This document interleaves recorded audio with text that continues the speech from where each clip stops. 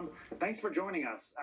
Really does seem to bear a lot of resemblance to the deadly collision at Reagan that happened earlier this year, which involved a passenger plane and that Black Hawk helicopter. Yeah. What details are emerging about Friday's close call, Tom? Well, first of all, we have calculated the bank. In other words, how much of a sharp turn did that plane have to make to avoid the B-52? And we are calculating 20-degree bank. Indeed. And also the plane apparently, as it was trying to avoid the B-52. The B-52 was coming from the nearby Air Force Base as that Delta regional plane was coming into Minot's airport. There's the video. That's the regional jet. Now watch here.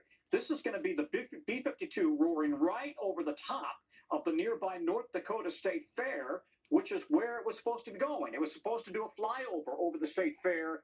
The question is whether they communicated. Did the Air Force tell the local airport, and for that matter, the controllers, that this was going to be a B-52 in that airspace? Take a listen to the regional pilot explaining to the passengers why he had to suddenly make that very hard bank. Nobody said, hey, there's also a B-52.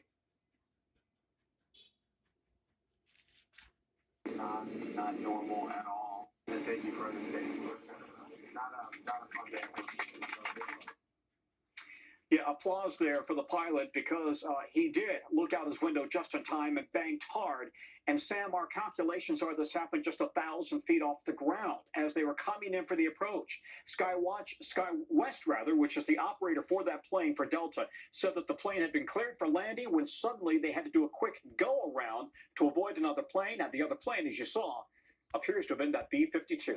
The video tells the bone-chilling story there, Tom. I mean, just incredible. Also, I want to pivot for a second to a different incident or situation that happened with flight disruptions for Alaska Airlines late last night. What happened here?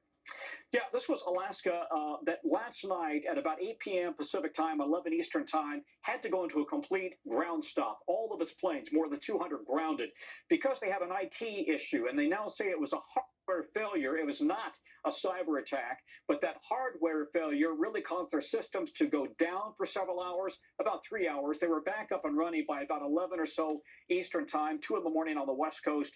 The trouble is, of course, they started having significant issues with delays and cancellations, and as you know, it's kind of a snowball effect.